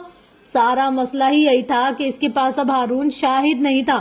दोस्तों का मौजूद होना जितनी बड़ी नेमत थी, इनका बिछड़ना इतना ही बड़ा अजाब था। आले ने सर झटक कर सारे ख्यालों को झटका। जब तमाम मनफी ख्यालात झटक दिए तो दिमाग को जरा तकवीत मिली, और जब दिमाग पुरसुकून हुआ तो इसने हाले के कान में चुपके से आकर एक हल पहुंचा दिया। हाले के होंठों पर जख्मी सी मुस्कुराहट आई। इसने एक बार फिर अपना मोबाइल उठाया और एक नंबर पर कॉल की थी। अपने कमरे में ड्रेसिंग टेबल के सामने बैठी मिद्दत का मोबाइल बजने लगा। इसने नंबर देखा, गैर शनासा था। कुछ सोच कर इसने कॉल उठा ली। मैं हाले बात कर रही हूँ मिद्दत। स्पीकर से हाले की आवाज आई थी। तुम कैसी हो? तुम कहाँ हो हाले? तुम ठीक हो ना? मैं दोबारा तुम्हारे घर गई हूँ, तुम्हें नहीं थी तुम वहाँ, और मेरा नंबर भी नहीं दिया किसी ने। मैं तुम्हारे लिए बहुत परेशान थी मिद्दत। जल्दी जल्दी बोलकर मुबादा कहीं कॉल कट ही ना जाए। हाले ने एक गहरी सांस भरी। ये सब छोड़ो, तुम ये बताओ, मेरा वो डायमंड सेट चाहिए तुम्हें, मेरी बर्थडे वाला। मिद्दत थम सी गई। वो सेट? वो कैसे दे सकती हो तुम? कीमती है बहुत ज्यादा और तुम्हारा फेवरेट भी। तुम श्योर हो? मैं श्योर हूँ। तुम्हें बस 1-2 अकाउंट में कुछ रकम भेजनी होगी आज रात, हर किसी को, और किसी भी तरह तुम कर लोगी ना? हाँ, मैं कर लूंगी, लेकिन इसके लिए तुम्हें सेट देने की कोई जरूरत नहीं है। तुम दोस्त हो मेरी, जितनी चाहो मैं इतनी रकम तुम्हें दे सकती हूँ यार। फॉर्मेलिटी की कोई जरूरत नहीं है। मैं वो सेट नहीं ले सकती। दोस्ती में सौदेबाजी नहीं कर सकती मैं। तुम 1000 बार मेरे काम आई हो, अब क्या मैं तुम्हारे काम आने का मुआवजा लूंगी? वो सख्त गैर आरामदा थी। अगर तुम इस सेट के बदले रकम दे सकती हो तो मैं लूंगी, वरना हाले एक पैसा भी नहीं लेगी। मिद्दत, ये पैसा अगर तुम्हारा होता तो मैं ले लेती, लेकिन ये तुम्हारे शौहर की कमाई में से है। मैं नहीं चाहती कल को तुम्हें कोई ताना दे। वो मुलायमत से कह रही थी। दूसरी तरफ मिद्दत ने हार मान ली थी। कितनी रकम भेजनी है? वो बोझल सी हो गई। मैं डिटेल सेंड करती हूँ, इसने कहकर कॉल काट दी और दूसरी तरफ लैल की तरफ से ईमेल मौसूल हो गई। शेर अली एक केस की सारी डिटेल। आले सारे ख्यालात को झटक कर ईमेल पर गौर करने लगी। रात आहिस्ता आहिस्ता सरक रही थी। किसी के गुनाह सिमटे तो किसी के ऐब छुपाए। चांद की रोशनी सारे में फैली थी। कब्रिस्तान की मट्टी पर एक कब्र के करीब बैठे उमर की आंखों में सुर्खी थी, चेहरे पर दुख था, मलाल था। वो सारी दुनिया के सामने सीना तान कर चलता था। सबके सामने वो अपने गम का इश्तिहार नहीं लगाता था, लेकिन दिल का कोना कोना जख्मी था। दिल के हर हिस्से से खून रसता था। दुनिया को आता होगा कब्रों और कब्रिस्तान से खौफ, इसे नहीं आता था। ताजा सुर्ख गुलाबों का बुके इसने 2 कब्रों के बीच में रख दिया। एक कब्र पर नगीन सुल्तान के नाम की तख्ती लगी थी और दूसरी पे महराज सुल्तान। वो इन दोनों कब्रों के बीच में बैठा था। इसके सियाह बाल आज भी माथे पर बिखरे थे। आपको पता है मामू, मैं कितना अकेला हो गया हूँ? वो कब्र पर हाथ फेरते हुए कह रहा था। मैं अल्लाह के फैसलों पर राजी हूँ, लेकिन मेरा दिल, मैं इसका क्या करूँ? जब जब मैं आपकी कब्र देखता हूँ कलेजा मुंह को आने लगता है मुझसे। अगर आज कोई पूछे दर्द क्या है, تو میں ایک لمحہ ضائع کیے بغیر کہہ دوں گا کسی اپنے کو قبر میں دیکھنا. بس یہاں ہر درد ختم ہو جاتا ہے. اس کے آگے کوئی غم نہیں, کوئی تکلیف نہیں, یہ انتہا ہے. کوئی مجھے بتائے انتہا پر پہنچ کر کیا کیا جائے. آپ کو پتا ہے ہمارے دشمن کتنے طاقتور ہیں. انہوں نے نذیر کو گولیاں مار دی. وہ کوما میں ہے. اس کے بغیر تو میں جیسے مفلوج ہوں. لیکن فکر نہ کریں, میں نے ڈاکٹر کو ڈھونڈ لیا. آپ کو یہی بتانا ہے, وہ مجھے مل گیا ہے. میں نے آپ کی پکار کو ضائع نہیں کیا تھا نا. اب میں بھی یہی کروں گا. وہ اب کبھی بھی کسی کو پکارنے پر نہیں جائے گا. اس کو بھگتنا ہوگا. آپ دیکھیے گا وہ کیسے بھگتے گا. وہ اٹھ کھڑا ہوا. میں جا رہا ہوں, آپ کو اس طرح نہیں دیکھا جاتا. پھر آؤں گا, اوکے. وہ کہتے ہوئے جانے کو مڑا. جب اس کے پیروں میں کچھ ہٹکا, وہ گرتے گرتے بچا. یک دم منظر بدلا. اس ایک ٹھوکر نے اس کو 10 سال پیچھے پہنچا دیا تھا. یہ قبر میں لیٹا آدمی اس وقت اپنے پیروں پر کھڑا تھا, صحت مند اور مطمئن. ہیون کی عمارت کے باہر چوکیداری کی کرسی پر بیٹھا عمر حیات بمشکل اپنی آنکھیں کھولے ہوئے تھا. پچھلے 1 مہینے سے اس کی یہی روٹین تھی. وہ ساری رات جاگتا تھا. کیسے, یہ بس وہی جانتا تھا. اس کی کرسی کے پاس پانی کی ایک بالٹی رکھی ہوتی تھی. اگر اس کو ذرا سی بھی نیند آتی تو وہ اپنے منہ پر چھینٹے مارتا, اور اگر کبھی وہ خود نہ مارتا تو بشیر, اس کو عمر کی نگرانی پر مامور کیا گیا تھا, وہ اسے سونے نہیں دیتا تھا. پانی کا مگ اٹھا کر اس کی چہرے پر ڈال دیتا, لیکن ایسا صرف 2 بار ہی ہوتا تھا. تیسری بار جب اس نے پانی پھینکا تو عمر نے ساری بالٹی اس کے اوپر ڈال دی اور اپنے فولادی ہاتھ سے اس کے جبڑے پر ایک مکہ مارا, جس کے بعد وہ عمر کے قریب آنے سے بھی ڈرتا تھا. اس وقت بھی وہ اپنی کرسی پر بیٹھا تھا جب معراج سلطان کی گاڑی آ کر رکی. ڈرائیور نے دروازہ کھولا. وہ مہربان چہرے والا آدمی باہر آیا. عمر ان کو دیکھ کر مسکرایا. آج ذرا کریں یہ میری بے عزتی. معراج سلطان بھی مسکرائے تھے. یہ کیسا سکون تھا جو انہیں اس لڑکی کو دیکھ کر ملتا تھا. وہ قدم قدم چلتے اس کے قریب آ کر کھڑے ہو گئے. اس کو دیکھ کر نہ جانے کیوں دل کیا کہ اس کو گلے لگا لیں, اور پھر دل کی خواہش پر عمل کرتے انہوں نے آگے بڑھ کر اس کو گلے لگا لیا. عمر ہوکو کی طرح کھڑا رہ گیا. اس کے دونوں ہاتھ اب بھی پہلو میں گرے تھے. ایک سکون سا تھا جو معراج سلطان کے رگو پے میں دوڑ گیا تھا. اس لڑکے سے کسی عزیز کی خوشبو آتی تھی, لیکن کس کی؟ یکدم انہیں اپنی بے اختیاری کا اندازہ ہوا اور وہ پیچھے ہٹے تھے. عمر خاموشی سے ان کو دیکھے گیا. کیا میری ڈیوٹی اتنی پسند آ گئی ہے جو گلے لگا رہے ہیں؟ اس کا انداز جلا کٹا سا تھا. معراج دھیمے سے مسکرایا اور اس کی آنکھوں کو دیکھا. وہ سرخ تھی, بے انتہا سرخ. اس کی آنکھوں کے نیچے ہلکے بھی تھے. ان کو کسی نے بتایا تھا کہ وہ دن میں زیادہ سوتا نہیں ہے. کیا تم نے اپنی نیند کو مات دے دی؟ انہوں نے بات بدلی تھی. بشیر ان کے لیے کرسی لے آیا تھا. وہ وہیں عمر کی کرسی کے سامنے کرسی رکھے بیٹھے تھے. عمر نے شانے اچکائے. کچھ وقت اور لگے گا. 18 سال کی عادت ایک دن میں نہیں نکلتی, لیکن عمر حیات یہ کر لے گا. اس کے لہجے میں اعتماد تھا. کیا تمہیں تکلیف نہیں ہوئی؟ تم ٹھیک ہو نا؟ ان کے لہجے میں دور کہیں ہلکی فکر سی تھی. میں تو ٹھیک ہوں, لیکن اگر میری اماں میری آنکھوں کو دیکھ لیں تو آپ کی ساری زندگی جیل میں گزرے گی. وہ آپ پہ ایسے ایسے کیس کریں گے کہ آپ پیشیاں ہی بھکتتے رہیں گے, بوڑھے ہو جائیں گے. وہ محظوظانہ سا کہہ رہا تھا. معراج ہلکے سے مسکرائے. تمہاری ماں بھی یہی چاہتی ہے جو میں کر رہا ہوں.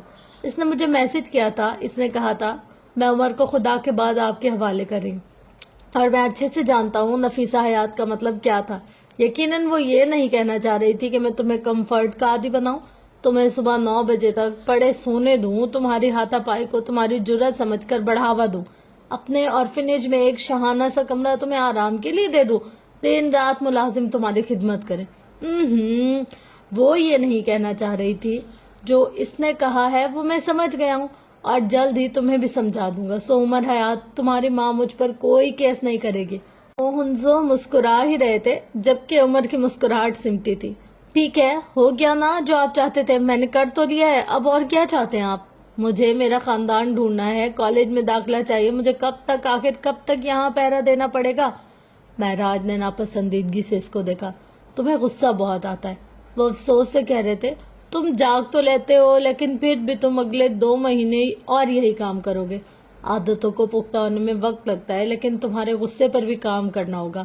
کیا کیا جائے؟ وہ سوچتے ہوئے کہہ رہے تھے. عمر چپتی نظروں سے ان کو دیکھے گیا.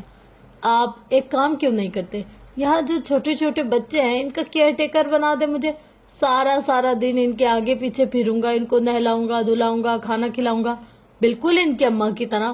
اور اگر ضرورت پڑے تو پھر ان کو اپنے ساتھ یہاں اس کرسی پر سلا بھی لوں گا. اس سے بہتر کام بھلا اور کیا ہوگا آپ کی نظر میں؟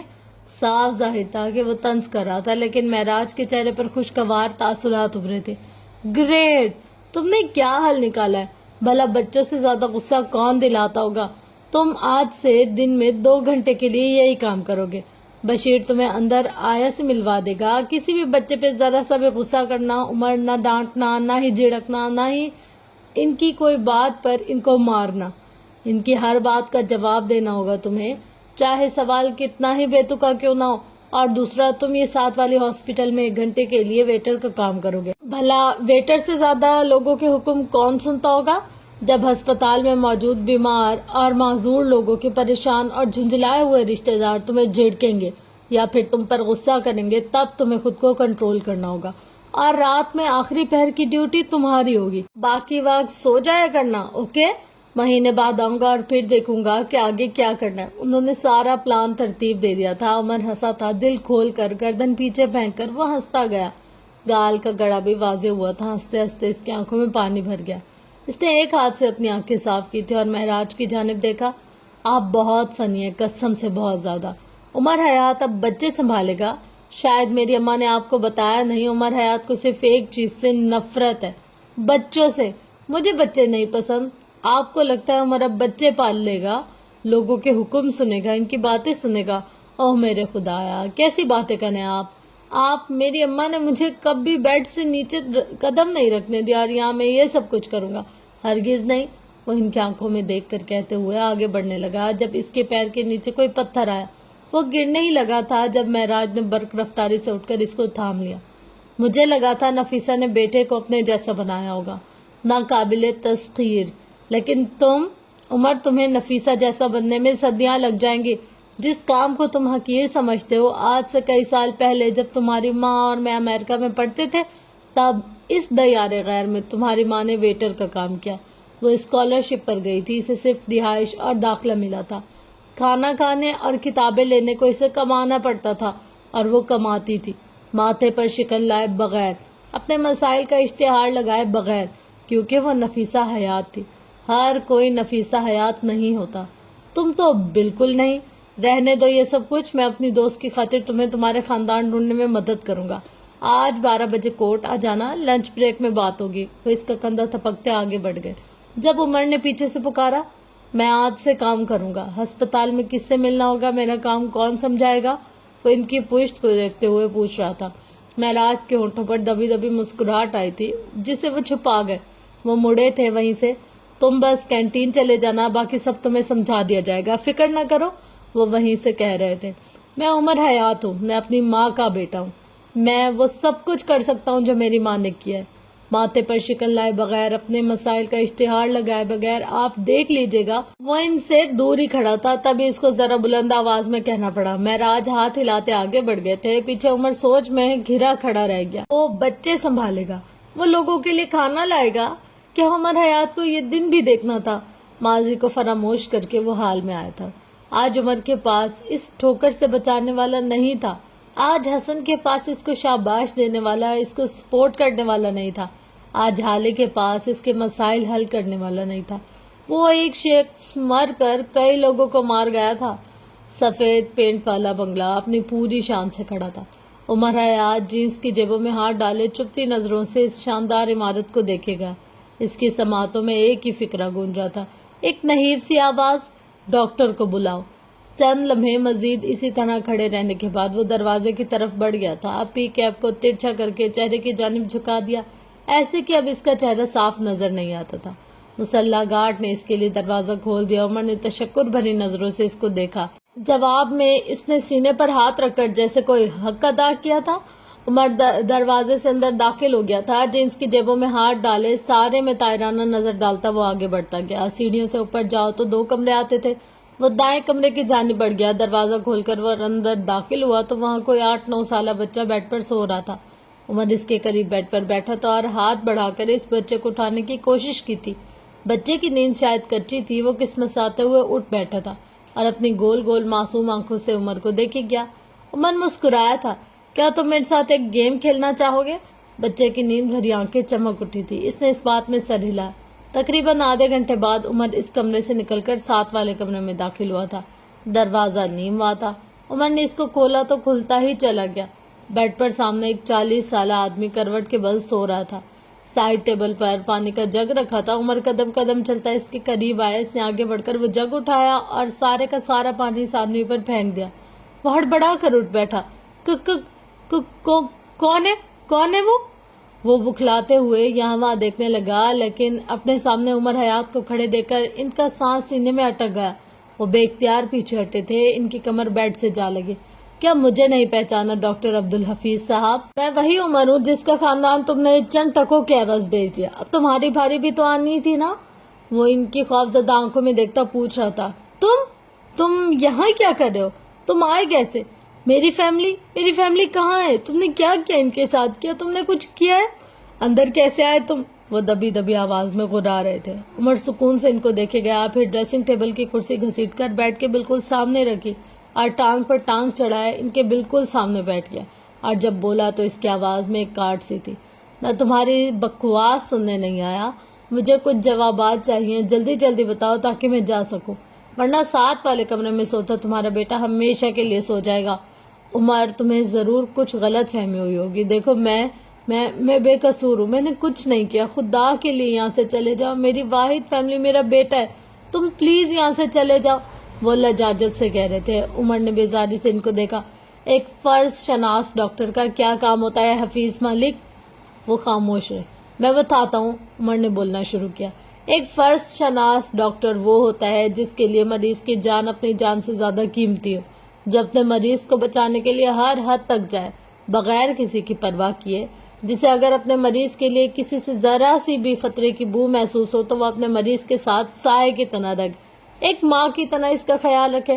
خدا کے بعد لوگ ڈاکٹروں پر یقین رکھتے ہیں. چاہے وہ کسائیوں کی طرح آپریشن ٹیبل پر لیٹے ہمارے عزیزوں کو کاٹ دے، لیکن وہ اندر موجود ان کے عزیزوں کو زندگی دے گا، کیونکہ خدا نے اسے وسیلہ بنایا ہوتا ہے.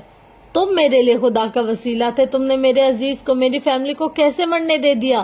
وہ افسوس سے پوچھ رہا تھا. عبدالحفیظ کی آنکھوں میں غصہ درایا. وہ ایک جھٹکے سے اپنی جگہ سے اٹھے تھے اور عمر کے سامنے آ کر کھڑے ہو گئے. بکواس بند کرو تم اپنی، دفع ہو جاؤ یہاں سے ابھی کے ابھی. ہاں جانے دیا میں نے، شمس سلطان کو جانے دیا، سفیر سلطان کو جانے دیا. اب کیا کرو گے تم؟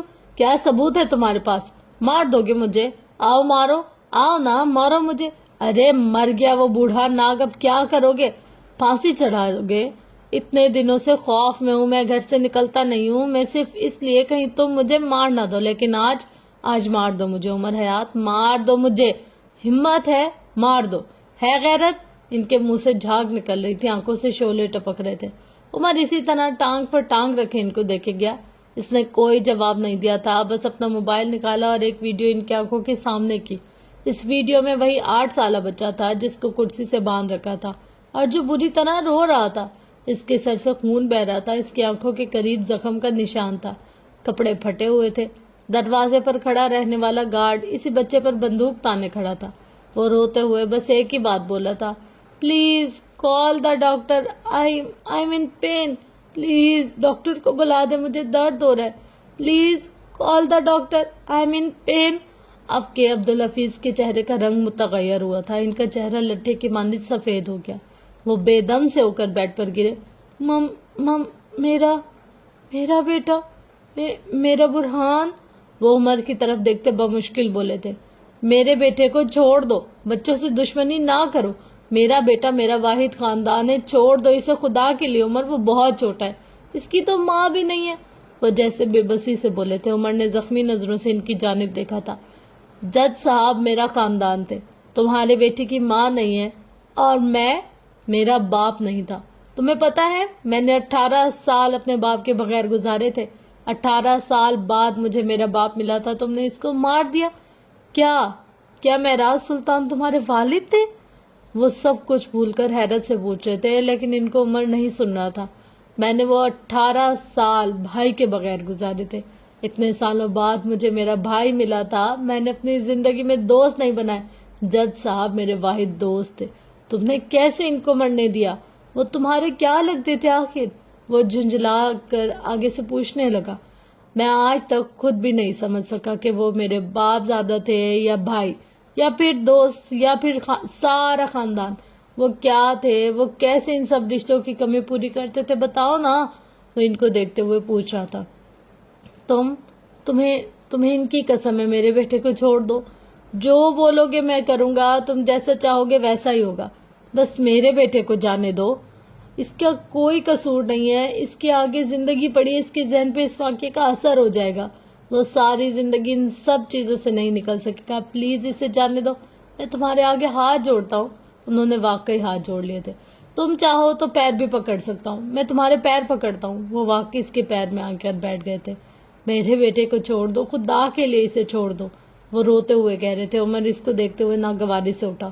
آئندہ یہ حرکت مت کرنا، وہ دبے دبے غصے سے کہہ رہا تھا۔ تمہارے بیٹے کو چھوڑ دوں گا لیکن ایک شرط ہے، وہ سوچ سوچ کر کہہ رہا تھا۔ تمہیں ایک ویڈیو بنانی ہوگی، تم اس میں اعتراف کرو گے کہ تمہاری غیر ذمہ داری نے ان کی جان لی، تم اپنا فرض نہیں نبھا سکے، تم وقت پر نہیں پہنچے، تم بک گئے، تم نے لوگوں کو اندر آنے دیا جو ان کے دشمن تھے۔ ان لوگوں کا نام بے شک مت لینا، لیکن تم اپنی ویڈیو میں اپنے جرم کا اعتراف کرو گے کہ تمہاری غیر ذمہ داری نے ان کی جان لی، تم اپنا فرض نہیں نبھا سکے، تم وقت پر نہیں پہنچے، تم بک گئے، تم نے ان لوگوں کو اندر آنے دیا جو ان کے دشمن تھے۔ ان لوگوں کا نام بے شک مت لینا، لیکن تم اپنی ویڈیو میں اپنے جرم کا اعتراف کرو گے اور آئندہ اس مقدس پیشے سے دور رہو گے۔ اگر تم ابھی یہ ویڈیو بنانے کو تیار ہو تو میں تمہارے بیٹے کو چھوڑ دوں گا۔ اور کیا مجھے یہ بتانے کی ضرورت ہے کہ میں اس ویڈیو کو کیا کروں گا؟ خیر ہے تو نہیں، لیکن پھر بھی سن لو۔ ایک نجی نیوز ایجنسی میں میرا ایک بہت اچھا دوست کام کرتا ہے۔ یہ ویڈیو میں اس کو بھیجوں گا، اسے میں ٹویٹر پر پوسٹ کروں گا، انسٹاگرام پر اپلوڈ کروں گا، میں سارے سوشل میڈیا پلیٹ فارمز پر تمہاری ویڈیو چلاؤں گا۔ تمہارے پاس صرف اور صرف 5 منٹ ہے، سوچ لو، ورنہ چھٹے منٹ میرا آدمی تمہارے بیٹے کی کھوپڑی کھول دے گا۔ وہ ایسی صفاقی سے کہہ رہا تھا کہ ڈاکٹر عبدالحفیظ کا دل دہل گیا۔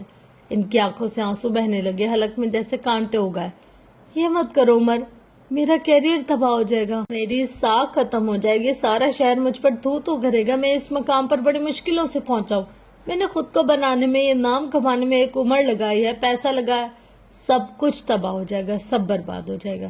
میرا بیٹا، اس کی زندگی خراب ہو جائے گی، یہ گھر، یہ مجھے ہسپتال کی طرف سے ملا، یہ چھن جائے گا، میں سڑک پر آ جاؤں گا، مت کرو ایسا، میں معافی مانگتا ہوں اپنے کی جو کچھ میں نے کیا، اب اس سب کے لیے میں معافی مانگتا ہوں، معاف کر دو مجھے، خدا کے لیے مجھ پر رحم کرو۔ عمر لب بھینچے یہ سارا منظر دیکھے گیا۔ یہ ڈرامہ، یہ رونا پیٹنا، یہ سب کچھ مجھ پر اثر نہیں کرے گا، کرتا ضرور اگر میں انسان ہوتا۔ اس وقت میں بھیڑیا ہوں، سو اپنے آنسو، اپنی توانائی کو مجھ پر ضائع مت کرو۔ میں ہر روز تھانے میں تم جیسے ہزاروں لوگوں کو دیکھتا ہوں، روتے پیٹتے اپنے گناہوں کی معافی مانگتے، اور جب وہ ہاتھ سے نکل جاتے ہیں تو پھر سے وہی کام کرنے لگ جاتے ہیں۔ اور اب اگر تم نے اپنے منہ سے معافی کا ایک لفظ بھی نہ نکالا تو میں اپنے آدمیوں سے کہہ کر تمہارے بیٹے کی کھوپڑی کھلوا دوں گا، یا پھر تمہاری دونوں ٹانگوں کو مفلوج کر دوں گا، کیونکہ اب تم ہسپتال نہیں جا سکتی، یہ طے ہے۔ میں تمہیں کسی دوسرے خاندان کو تباہ نہیں کرنے دے سکتا۔ بد دیانت ڈاکٹر کے ہسپتال میں کوئی جگہ نہیں ہے، سو اب تم اٹھو اور ویڈیو بناؤ۔ اس کا لہجہ دو ٹوک تھا۔ ڈاکٹر عبدالحفیظ نے بے بسی سے اس کو دیکھا۔ عمر، ایک بار میری بات سن لو پلیز، وہ گھگیائے تھے۔ عمر نے نفی میں سر ہلاتے فون کان سے لگایا۔ ہاں حیدر، بچے کے سارے اعضاء ایک ایک کر کے کاٹ۔ وہ ابھی کچھ اور کہتا جب ڈاکٹر نے دیوانہ وار لپک کر فون اس کے کان سے ہٹا کر کال بند کر دی۔ نہیں نہیں نہیں نہیں، خدا کے لیے نہیں، وہ متوحش سا سارے میں چلاتے جا رہے تھے۔ تم جو کہو گے میں سب کچھ کروں گا، جیسا کہو گے ویسا کروں گا، بس میرے بیٹے کو کچھ نہ کرنا، وہ میری واحد فیملی، اسے کچھ مت کرنا۔ وہ روتے ہوئے نیچے زمین پر بیٹھ گئے، ان کے بال بکھرے ہوئے تھے، آنکھیں سرخ ہو رہی تھی، دل میں درد اٹھ رہا تھا۔ اتنے سالوں کا بنایا ہوا نام، اتنے سالوں کی محنت، عزت، ساکھ، سب کچھ مٹ جائے گا، سب تباہ ہو جائے گا۔ کاش انہوں نے اس دن وہ سب نہ کیا ہوتا۔ اس دن اگر وہ یہ سب کچھ کرتے، سوچ لیتے، ہر برے عمل کا رد عمل اس سے بھی برا ہوتا ہے، تو کبھی بھی مر کر بھی وہ اس دن کو کسی کو اندر نہ جانے دیتے۔ اگر اس دن انہوں نے اپنی لالچ اور شر پر قابو پا لیا ہوتا تو آج یہ سب کچھ نہ ہوتا۔ میں چاہتا تو آج اپنی بندوق کی ساری گولیاں تمہارے سینے میں اتار دیتا، لیکن میں یہ نہیں کروں گا، میں تمہاری جان نہیں لے سکتا، کیونکہ یہ تو خدا کا کام ہے۔ میں تمہارے بچے کو یتیم نہیں کر سکتا، کیونکہ میرے دل میں ابھی بھی رحم ہے۔ تم خدا کا شکر ادا کرو کہ تمہارا بیٹا تمہاری لاش پر روئے گا نہیں، جس طرح تم نے میرے عزیزوں کو رلایا۔ تم زندہ رہ جاؤ گے، کیونکہ تمہاری سزا یہی ہونی چاہیے۔ موت آزادی ہے، زندگی قید ہے، تمہیں قید میں ہی رہنا چاہیے۔